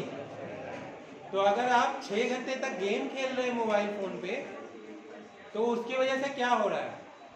मम्मी पापा डांट रहे हैं, पढ़ाई का लॉस हो रहा है, आंखों में चश्मा लगेगा, मैंने गेम नहीं खेला था। एनीवे, तो ये सब दिक्कतें हो रही है। ये भी एक बीमारी है जो हम लोग गेमिंग डिसऑर्डर या इंटरनेट यूज डिसऑर्डर बोलते हैं। मैक्सिमम घरों में हम पेरेंट्स से ही सीखते हैं बच्चे की मोबाइल कैसे यूज करना है। और आजकल के बच्चे तो इतने अच्छे हो गए हैं कि पेरेंट्स को बोलते हैं कि पहले तुम रील्स देखना बंद करो फिर हम छोड़ेंगे। कितने लोग बोलते हो? मम्मी पापा भी देख रहे होते हैं तो हम भी देख लेते हैं, है ना? तो कई बार अत्यधिक मोबाइल पे गेम खेलना भी एक तरह से बीमारी है। क्यों? अगर तुम नॉर्मल गेम खेलते तो क्या करते? बाहर जाते, खेलते कूदते, हाथ पैर का एक्सरसाइज होता, फ्रेश हवा मिलता, दोस्तों से मिलते। हाँ, जो लोग बाहर जाते हैं, जो लोग नहीं जाते। लेकिन अगर 6 घंटा मोबाइल पे गेम खेलोगे, दिमाग थकेगा, एक्सरसाइज नहीं होगा, एंड कहीं ना कहीं तुम उसके एडिक्टेड या आदी बनते जाओ। तो अगर मोबाइल तुम लोगों के लिए आधे घंटे या 1 घंटे से ज़्यादा मोबाइल यूज करना हानिकारक है। एक तो चश्मा लगेगा, दूसरा दिमाग संकुचित होते जाता है। दिमाग है अभी के एज में जितना ज़्यादा चीज़ों के बारे में सोचोगे उतना बढ़ेगा। मोबाइल में क्या सोच रहे हैं? 2-3 बटन लगाना है और किसी को मारना है या कहीं आगे जाना है, यही सोच रहे हैं ना। उससे दिमाग नहीं बढ़ता। तो अगर आप लोग मोबाइल ज़्यादा यूज करते हैं उसको कम करें और उस टाइम को शारीरिक गतिविधियों में लगाएं। गेम खेलने चले गए, मॉर्निंग वॉक पे ही चले गए, इवनिंग वॉक पे ही चले गए। आशा है आधे से ज़्यादा बच्चे शायद नहीं जाते होंगे बाहर खेलने के लिए, है ऐसा? छोटे नहीं बड़ों की बात करो। उसी तरह से अगर आप गुस्सा हो तो कितनी बार बता पाते हो कि आप गुस्सा हो? घर को अगर मम्मी से गुस्सा हो तो मम्मी को बोल पाते हो कि आप गुस्सा हो? हाँ, क्योंकि मम्मी लगाती है ना। या फिर फ्लाइंग चप्पल जाता है तो ऐसे सब लोग हंस रहे हैं because this is normal. Flying chappal is normal, चाटा इज नॉर्मल एंड पापा है तो बेल्ट भी नॉर्मल है। बट हंसना नहीं चाहिए क्योंकि ऐसे हमें सीखना है कि किसी भी तरह से चाटा डजंट वर्क। हम लोग ठेकर हो जाते हैं ना, ज्यादा दुए लगाओगे ना, लगा लो, है ना। But at the same time अगर आपको चाटा लगाने के बजाय 1 घंटे के लिए मोबाइल छीन लिया जाए या फेसबुक डिलीट करवा दिया जाए तो वो ज्यादा हानिकारक होगा आप लोगों के लिए। तो मैं जो कहना चाह रहा हूँ कि जो भी वायलेंस जो हम बचपन से सीखते आए हैं वो नॉर्मल नहीं है। और क्योंकि आपको चाटा लगता है, आप अपने पेरेंट्स या अपने बड़े भाई से बोलने में सहज नहीं महसूस करते। कई बार आपको समझ में नहीं आता है कि हमको कुछ गड़बड़ लग रहा है, ये गुस्सा है या खुशी है या बेचैनी है। होता है ना। तो इसके लिए जरूरी है कि आपके घर में जो भी आपका बेस्ट फ्रेंड हो, आपका बेस्ट फ्रेंड कौन है ना? हर बेस्ट फ्रेंड होता है। सबके सबसे बड़े भाई बहन होते हैं या फिर मम्मी होती है। पापा किसी के बेस्ट फ्रेंड नॉर्मली नहीं होते। बट फिर भी जो भी बेस्ट फ्रेंड है उनसे अपनी बातें शेयर करोगे तो शायद वो तुमको समझा पाएंगे या समझ पाएंगे। अगर तुम अपनी बातें डर के मारे शेयर ही नहीं करोगे तो दिक्कत होएगी। और हमारा रोल है कि हम बच्चों को इतना कंफर्टेबल बनाएं कि वो हमारे पास आके कुछ भी बोलने के पहले संकोच न करें। खासकर जो पहले मैं बैक टच या गुड टच की बात कर रहा था, अगर हम कंफर्टेबल होंगे तभी किसी से जाके बोल पाएंगे। आप लोगों को बहुतों को लग रहा होगा जो बड़े बच्चे होंगे कि बैक टच सिर्फ लड़कियों के साथ होता है, लड़कों के साथ नहीं होता है। लेकिन आपको जान के आश्चर्य होगा कि 12 साल तक आते आते भारत के हर तीसरे बच्चे के साथ बैक टच होता है। और हर केस में वो बंदा या बंदी अपने रिलेटिव ही होते हैं। तो अगर किसी के साथ भी अगर अभी भी रियलाइज होता है कि हमारे साथ कुछ गलत हुआ था तो वो हमें अपने बड़ों को बताना होता है, क्योंकि ये सारी चीज़ें हमारे दिमाग पे असर करती हैं और शायद एज ए टीचर हम इन चीज़ों को नेग्लेक्ट कर देते हैं। क्यों? इज्जत जरूरी है ना। मम्मी पापा को बोलेंगे तो क्या बोलेंगे, ये समाज में दिक्कत होगा, छोड़ो, गलती हो जाता है, एंड ये आगे चल के उस इंसान का पूरा जिंदगी बर्बाद करता है। तो एज ए टीचर हमारा रोल है कि अगर बच्चा हम में ऐसा कुछ कॉन्फाइड करता है तो हमें उसे एक्शन लेना है। और ये एज ए टीचर आपके लिए जरूरी इसलिए है क्योंकि अब एक नियम है, पॉस्को सुना होगा आप लोगों ने, उसके अनुसार अगर आप लोगों को पता है और आप लोग रिपोर्ट नहीं करते, एक्शन नहीं लेते, तो आपके खिलाफ भी एक्शन होगा। तो इस चीज को कभी भी दबाना नहीं है, क्योंकि ये चल के आगे चल के बच्चे के मानसिक स्वास्थ्य में बहुत ही विपरीत प्रभाव डालता है। कई बार क्या होता है, कभी सोचा है कि कोई बच्चा बहुत बोलने वाला और कोई बच्चा बहुत कम बोलने वाला क्यों होता है? किसी का दोस्त है जो बहुत कम बोलता है? अरे होगा, बहुतों का होगा। है तुम लोग का? तुम्हारा दोस्त कौन है कोई कम बोलता है, ज्यादा बोलता है? हाँ, ज्यादा बोलता है, तुम कम बोलते हो। तो कहने का मतलब है कि ज्यादा बोलना या कम बोलना कहीं ना कहीं हमारा नेचर का पार्ट होता है। और ये हम कहाँ से सीखते हैं? अपने मम्मी पापा से, है ना। तो उसी तरह से अगर कोई बच्चा कम बोलता है तो जो ज्यादा बोलने वाला दोस्त है उसका जिम्मेदारी है कि उसकी बात टीचर को बताए, क्योंकि वो तो खुद बोलेगा नहीं। उसका जिम्मेदारी ये नहीं है कि बाकी बच्चों को जाके उसका मजाक उड़वाए कि देखो उसके साथ ऐसा हो गया था। कितने लोग ऐसा करते हो ना। तो जो मैं आपको ये बातें बताना चाह रहा हूँ कि अगर आपको कोई भी दिक्कत हो, अपने बड़े, अपने दोस्तों या अपने घर पे बताएं, छुपाए ना, क्योंकि जब आप बताइएगा तभी उसका सॉल्यूशन निकलेगा। ठीक है। कुछ चीजें आप लोगों के लिए है कि हमारी जो ट्रेनिंग है एज ए सोसाइटी, हमारी जो ट्रेनिंग है, बच्चों को पढ़ना सिखाया जाता है और सक्सेस का डिफिनेशन बताया जाता है कि पैसा कमाना। आपके हिसाब से सक्सेस का डिफिनेशन क्या है?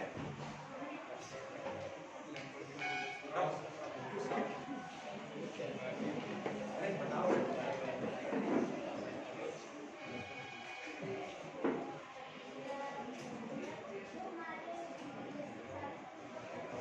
इनको जाने। तो इनके हिसाब से सक्सेस का डिफिनेशन है कि लोग इनको जाने, इनका नाम हो गया, राइट। कुछ बच्चों का होगा कि बड़ा होकर बड़ी सी गाड़ी ले ले, बड़ा सा बंगला ले ले।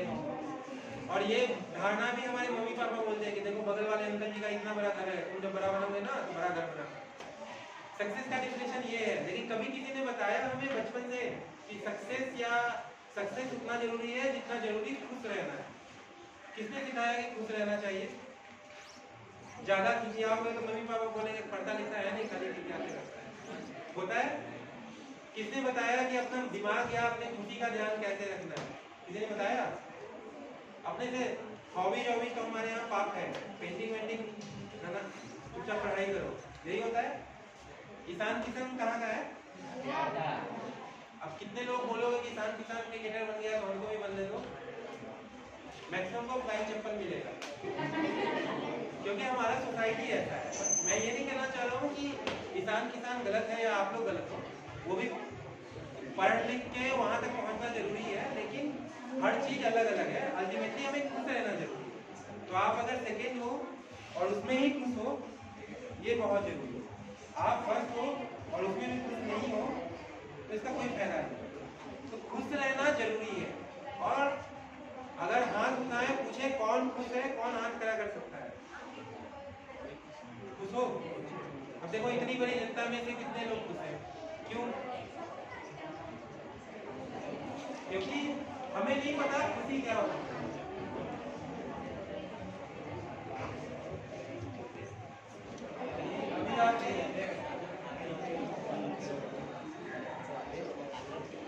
अभी रोल ऑफ पेरेंट्स में, अब पेरेंट्स तो नहीं आए हैं लेकिन नॉर्मली हर घर में होता होगा, एक बच्चा प्यारा है एक बच्चा खराब है। ये नहीं करना चाहिए, क्योंकि जो खराब बच्चा होता है उसमें बहुत बुरा प्रभाव। बीच वाला बच्चा कौन है? बीच वाला बच्चा बड़े को बहुत प्यार मिलता है, छोटे को बड़ा प्यार मिलता है, बीच वाला डस्टबिन को उठा के लाया जाता है।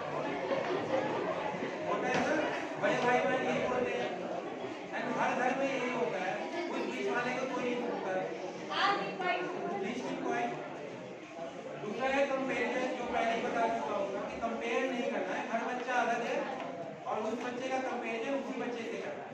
आप सेकेंड हो तो आपका कंपेरिजन करेंगे, देखो आप अच्छे हो, सेकेंड हो, फर्स्ट कर सकते हो। ये नहीं करना कि देखो ये फर्स्ट करती है तुम सेकेंड करते हो। एज ए टीचर भी हम ये करते हैं। पब्लिकली क्रिटिसाइज कभी नहीं करना चाहिए। सबसे बड़ा सेम यही होता है कि सबके सामने थप्पड़ मार दिया, सबके सामने खाया कर दिया, उसकी वजह से बच्चे पे बुरा प्रभाव पड़ता है। और मैक्सिमम पेरेंट्स या टीचर भी क्या करते हैं, कोई भी रिश्तेदार आता तो बोलते हैं देखो आपका बेटा इतना अच्छा है, मेरा बेटा तो एकदम गया बेटा है, बोलते हैं। तो दिस इज नॉट गुड है। एक होता है सबसे इम्पोर्टेंट आप लोगों के लिए कंस्ट्रक्टिव फीडबैक। अगर पेरेंट्स टीचर मीटिंग होता है, बच्चे आते हैं, आप कैसे बताते हो उसको आपका बच्चा कैसा है? That's constructive feedback. लेकिन इन्हें क्रिटिसिज्म है ये पॉजिटिव कंपोनेंट। जैसे मैंने आपने कुछ गलत किया, मैंने कुछ भी गलत किया, तो मैं बोलूँगा देखो आप ये जो किए इसमें ये चीज अच्छा किए, लेकिन ये गलत किए, रादर देन सेइंग कि आप ये गलत किए। मान लीजिए तो मैंने तुम्हें मैगी बनाने बोला, मान लीजिए तुम्हारी मम्मी ने मैगी बनाने बोला और मम्मी ने बोल दिया कि तुम ये खराब किए, ये खराब किए, अगली बार मैगी बनाओगी ताकि रही बताया मैं। लेकिन अगर मम्मी ने बोला कि देखो बेटा कितने अच्छे से तुमने पैकेट खोला और डाला और मैगी बनाया, लेकिन अगली बार से थोड़ा पानी कम डालना तो मैगी और अच्छा बनेगा, तो तुम कैसे बनाओगी? उसी तरह से अगर आपके पेरेंट्स या टीचर आपको ये बोले कि आपने क्या अच्छा किया है, फिर बताएं कि आपने क्या गलत किया है, तो शायद आप सुन लेंगे। लेकिन अक्सर हम लोग क्या करते हैं, पहले ये बोलते हैं कि आपने क्या गलत किया है, फिर बताते हैं क्या अच्छा। तो शायद अगर ये हम चेंज करें तो वो ठीक होगा। आप लोगों के लिए भी, दोस्तों के बीच में आपस में कोई भी कुछ गलत करता है तो पहला चीज क्या बोलते हैं, ये गलत किया, ये कभी बोलते हैं ये अच्छा किया। अगर आप ये चेंज करोगे तो शायद दोस्तों में लड़ाइयाँ कम होंगी। रोल ऑफ टीचर, क्योंकि आप लोग फर्स्ट कॉन्टैक्ट हो बच्चों के साथ एंड मैक्सिमम कॉन्टैक्ट आपका ही रहता है, तो you are the best person to जज कि बच्चे में क्या प्रॉब्लम है। तो अगर आपको कोई भी चीज लगे बच्चे में, उसको अलग से अटेंशन देके एक्सप्लोर कर सकते हैं। Constructive feedback, favouritism, comparison and all, and most importantly empathy. Empathy क्या होता है? सहानुभूति, सिंपैथी। एम्पैथी क्या होता है? क्योंकि सास भी कभी बहू थी तो कभी हम भी बच्चे थे, तो बच्चों की तरह सोच के अगर बच्चों से बात करें तो बच्चे दोस्त बन पाए। लेकिन हम तो टीचर रहते हैं, लेकिन हमारे टीचर रहते थे डंडा मारने वाले, तो हम भी कहीं ना कहीं वो फीडबैक रखते हैं। अगर बच्चों के साथ दोस्त बने, कोई भी फेवरेट चीज तो नहीं है ना, तो सब कुछ बता रहे हैं लोग, कोई खरूद सर होते हैं मेरे टाइम में, वो कुछ नहीं बताते है ना। तो कभी ये सब बातें हो गई, तो टू समराइज, अगर आप लोगों को डे टू डे लाइफ में टेंशन होता है, आप लोगों को किस चीज का टेंशन होता है? पढ़ाई का, और दोस्त से लड़ाई हो गया उसका, सबके घर में पैसा है मेरे घर में पैसा नहीं है इसका, आगे चल के जिंदगी में क्या होगा, थोड़े बच्चे बड़े हो गए उसका, इससे ज्यादा का तो नहीं है। लेकिन इसको टैकल कैसे करते हो?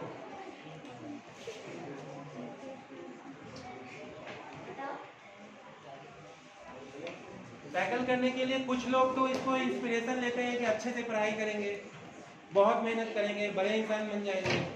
कुछ लोग रोते रहते हैं कि यार मेरी ज़िंदगी तो खराब है, कहाँ फंस गए, कैसा ज़िंदगी मिल गया है। कुछ लोग बीच में रहते हैं, कभी पढ़ाई करते हैं, कभी कभी डिकम्पनसेट हो जाते हैं। तो हर किसी को धीरे धीरे करके मेहनत करके ऐसा बनना है कि कुछ अपने लिए अच्छा कर पाए। हर किसी को हाथी या घोड़ा याद रखना है, अपने आप को सेकेंड से कंपेयर नहीं करना है, ठीक है। उसके बारे में बात करेंगे।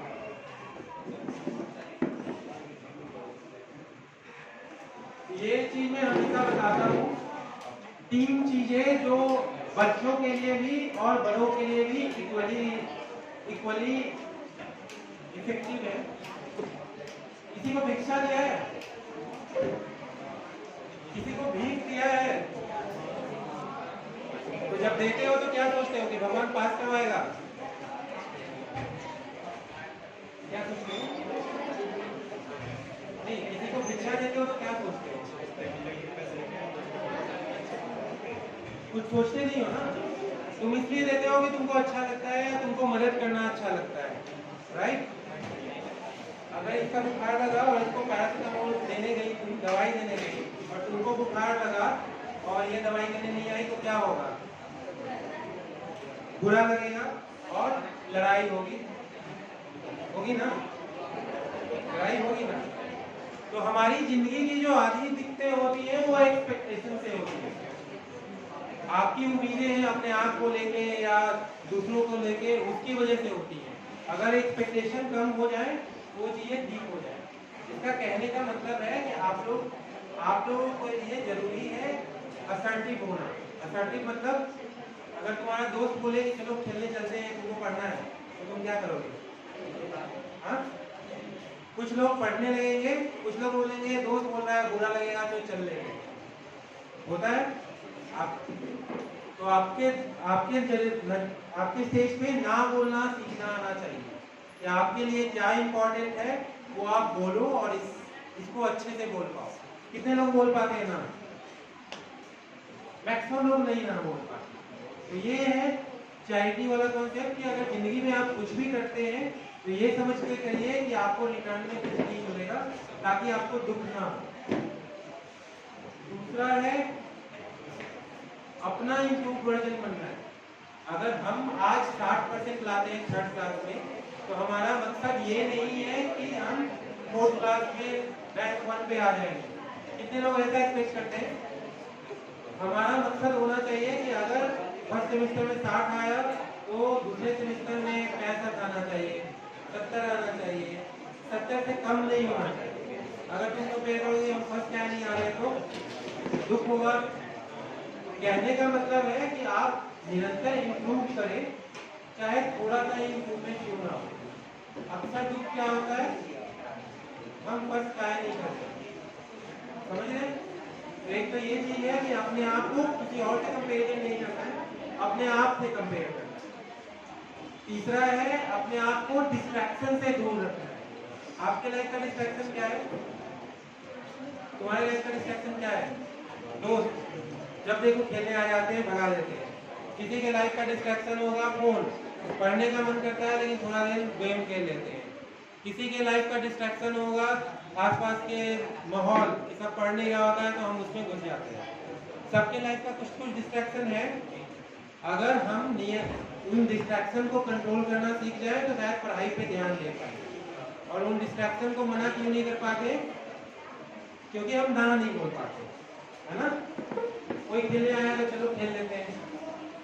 एंड तीसरा जो सबसे इम्पोर्टेंट है, नॉर्मली 3 चीजें, डिस्ट्रैक्शन कम करो, ना बोलना सीखो, और कुछ भी करो उतना ही करो जितना तुमसे हो पाए। अपने औकात से ज्यादा मत करो। मतलब अगर तुम इसको 1 रुपया दे सकते हो तो 1 ही दो।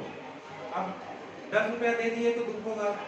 उसी तरह से अगर तुम्हारे पास 1 घंटा का टाइम है फ्री, तो 1 घंटा का टाइम फ्री व्यतीत कर सकते हो। अब इसके चक्कर में तुम 5 घंटा खराब कर दिए, बाद में तुमको दुख होगा। तो ना बोलना सीखो।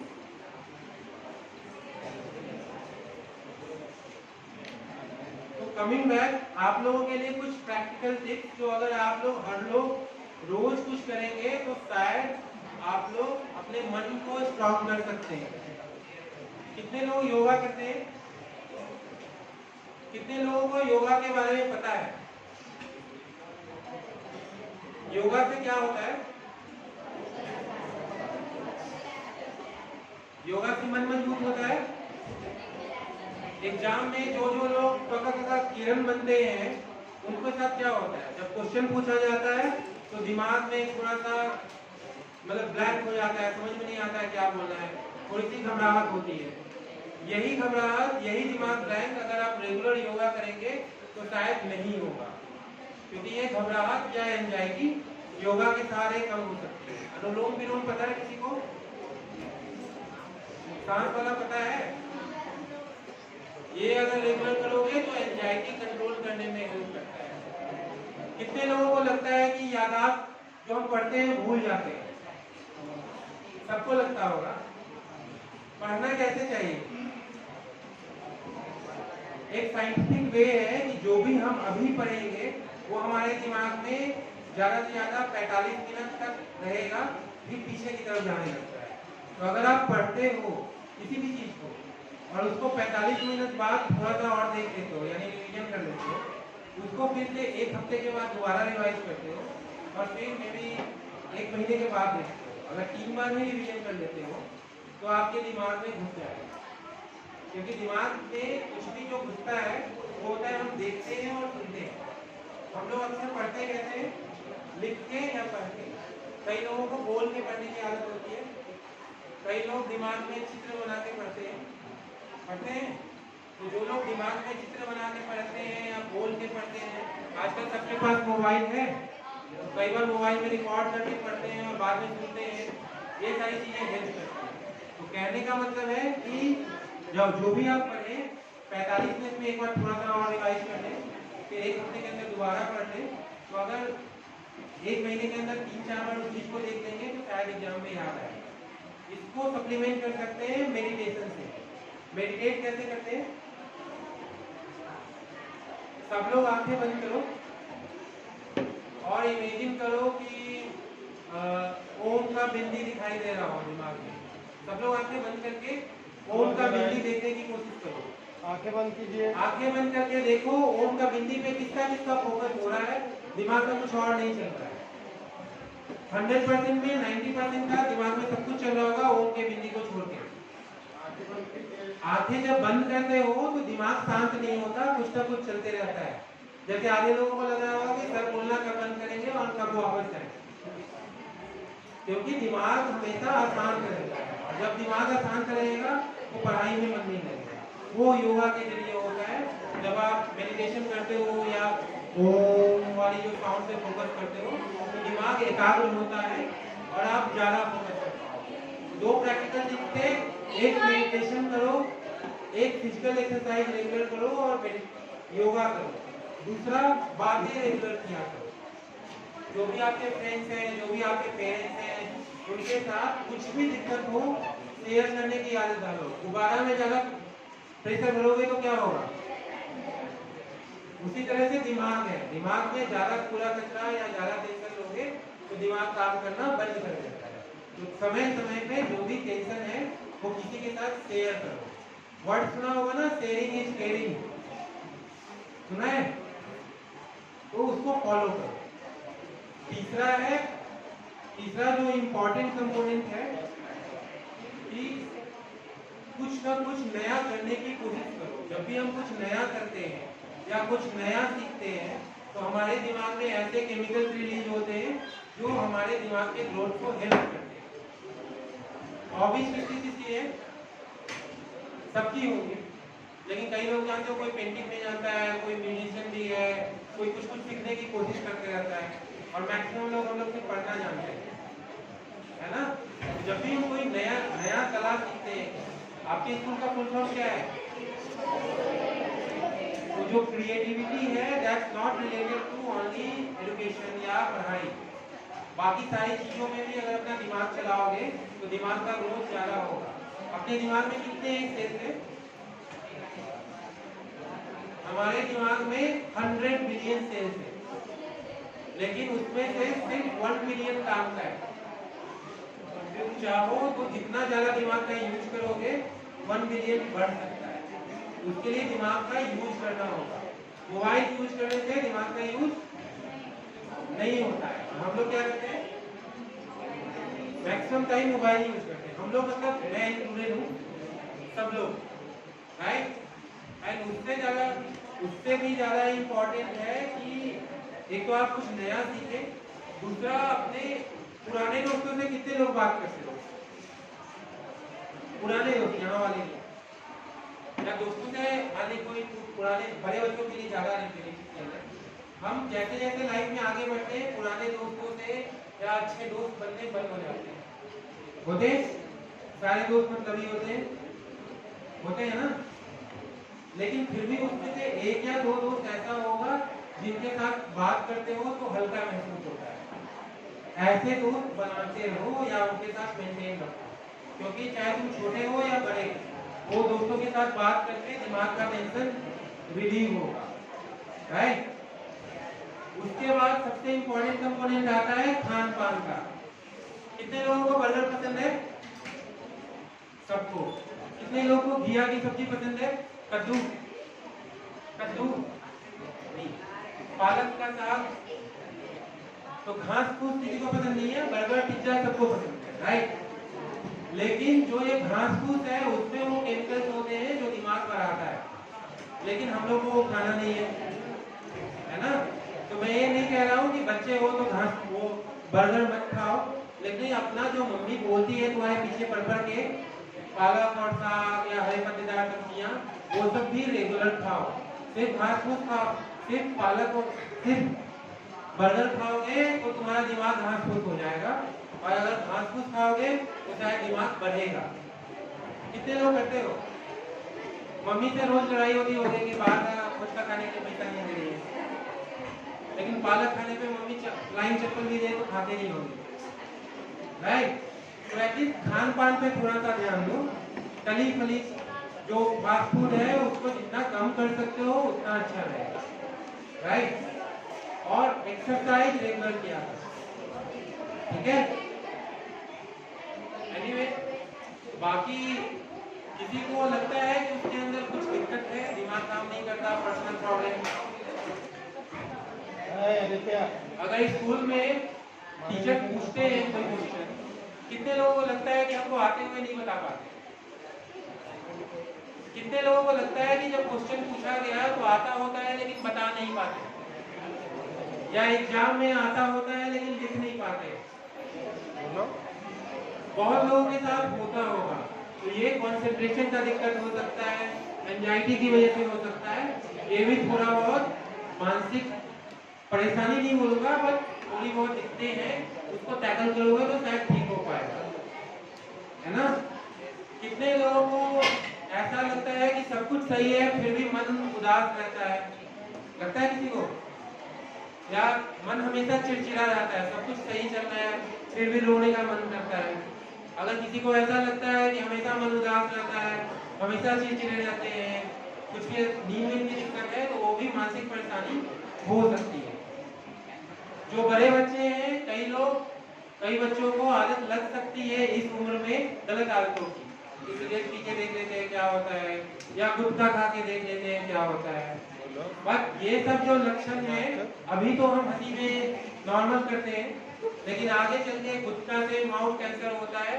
जिस मुंह से गुटखा खाते हो वो मुंह ही नहीं रहेगा, सिगरेट जो पीते हो वो लंग्स ही नहीं रहेगा। तो इस उम्र में जो बड़े बुजुर्ग रहते हैं वो चीजें नॉर्मल लगती हैं, लेकिन आगे चल के समझ में आएगा ये सब दिक्कत वाली बात है। तो अभी अगर नशा वगैरह के चक्कर में पढ़ने वाले हो या कोई पढ़ाना चाहता है तो उसको दूर से ही प्रणाम करना। नींद की दिक्कत किसको किसको है? नींद सबको आती है ठीक से, लेकिन जिस दिन टीचर डांटते हैं या एग्जाम में फेल कर जाओ तो नींद किसको अच्छे से आती है? बहुत लोगों को होगा, जब फेल कर जाओ या एग्जाम में दिक्कत आ जाए तो नींद की दिक्कत आएगी, वो नॉर्मल है। लेकिन अगर लंबे समय तक नींद की दिक्कत आ रही है, लंबे समय तक नींद नहीं आ रही, तो हो सकता है टेंशन की वजह से, तब आपको मिलना चाहिए। कितने लोगों के मम्मी पापा लड़ते हैं? कितने लोगों को लगता है कि अगर मम्मी पापा नहीं लड़ते तो जिंदगी की सारी प्रॉब्लम सॉल्व हो जाती? बहुत लोग नहीं बताएंगे, लेकिन मैक्सिमम घरों में, खासकर जैसे जैसे हम मॉडर्न हो रहे हैं, हर घर में मम्मी पापा के बीच में लड़ाई कॉमन है, और उस लड़ाई की वजह से बच्चों के लिए टाइम नहीं है मम्मी पापा के पास। उस चक्कर में बच्चे गेम और बाकी चीजों के आदी बन रहे हैं और उनका मानसिक डेवलपमेंट नहीं हो पा रहा है ना? तो अगर आप लोगों को लेफ्ट आउट फील होता है कि मम्मी पापा के पास टाइम नहीं है, आपको लगता है कि आपके घर वाले नहीं समझते, तो यहाँ पे आप अपने टीचर के साथ शेयर कर सकते हो, वो शायद आपको कुछ समाधान बताए। या आपके घर में मम्मी पापा या कोई नशा करता है, उनको दिक्कत है, उनके बारे में बता सकते हो, शायद यहाँ पे उनको समाधान मिल पाए, क्योंकि नशे की वजह से भी बहुत घरों में दिक्कत है ना? किसी को पूछता है? तो मैं अंत में कंक्लूड करने के लिए ये कहना चाहूंगा कि मानसिक स्वास्थ्य या मानसिक बीमारी आज भी हमारे समाज में लोगों को लगता है पागलपन है, पगला गया है, हंसते हैं। जैसे ही बोलोगे मानसिक बीमारी आधे लोग हंसेंगे, जैसे ही बोलोगे डिप्रेशन एंजाइटी मैक्सिमम लोग सामने नहीं आते हैं, क्योंकि डिप्रेशन एंजाइटी मतलब पागल। लेकिन ये सिर्फ इंडिया या गरीब देशों हमारे यहाँ की है। अगर अमेरिका या यूरोप में जाओगे तो 10 साल के बच्चे 12 साल के बच्चे भी डिप्रेशन की दवाई ले रहे हैं, 10 साल के बच्चे 12 साल के बच्चे भी एंजाइटी के लिए, क्योंकि वो आज भी नॉर्मल है। तो मानसिक बीमारी किसी को भी हो सकती है, और कभी भी तुमको लगे कि तुम्हारा अंदर से मन शांत नहीं है तो अपने टीचर से या अपने बड़ों से डिस्कस करो, वो तुमको समाधान बता पाए। आपकी उम्र में आप नहीं समझ पाते कि आपको कोई दिक्कत है, क्योंकि खासकर जो 13-14 साल के बच्चे हैं वो ना पूरे बड़े हुए हैं ना पूरे छोटे, तो उनको लगता है कि हमने पूरी दुनिया देख ली। अरे मम्मी पापा ऐसे ही बोलते रहते हैं, हमको पता है क्या है। लेकिन उस उम्र के बच्चों को अक्सर देखा होगा, जो लोग अभी इसका ला रहे थे कि गुटखा खाता है और सिगरेट पीता है, वैसे लोगों के लिए बोल रहा हूँ कि उनके लिए नॉर्मल होगा, लेकिन आगे चल के समझ में आएगा कि कितनी बड़ी है। तो अगर आप लोग कुछ भी इस तरह का महसूस होता है जो भी बताई गई, तो निसंकोच संपर्क करें। और आपका पहला पॉइंट ऑफ कॉन्टैक्ट कौन होगा? यहाँ पे आपके टीचर, वो शायद आपको सही मार्गदर्शन करना है। किसी को पूछना है?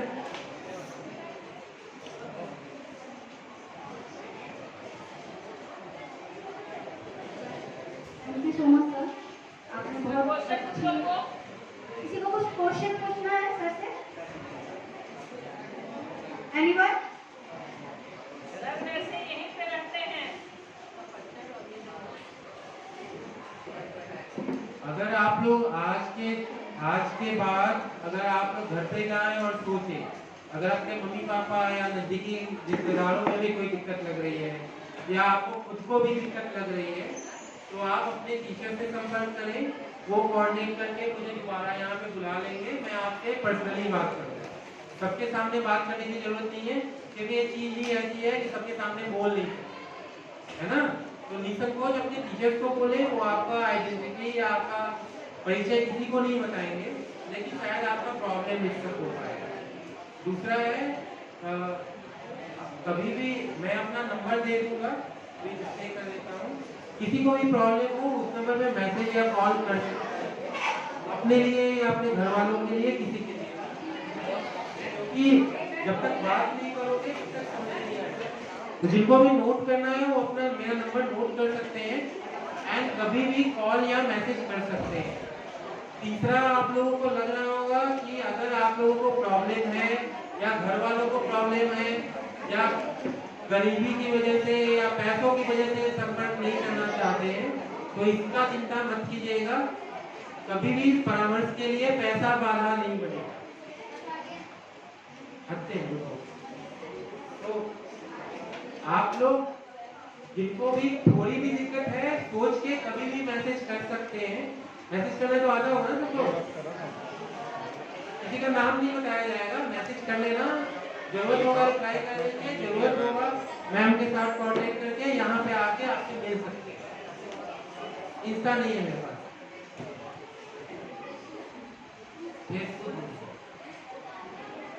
किसी को कोई अपनी प्रॉब्लम डिस्कस करनी है, कोई भी किरण नहीं है, कोई भी नहीं है।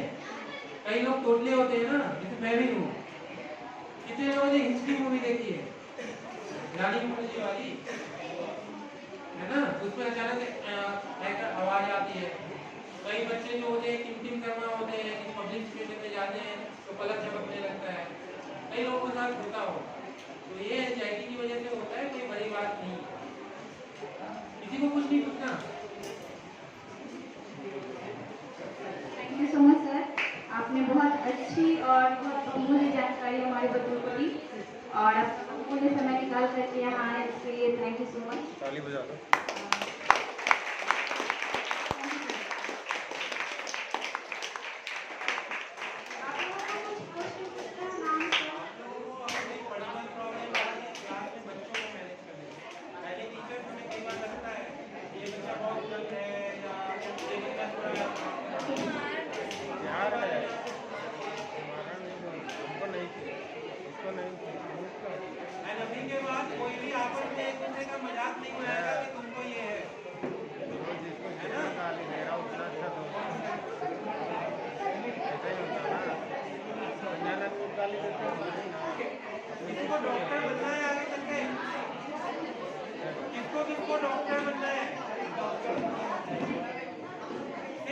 वो डॉक्टर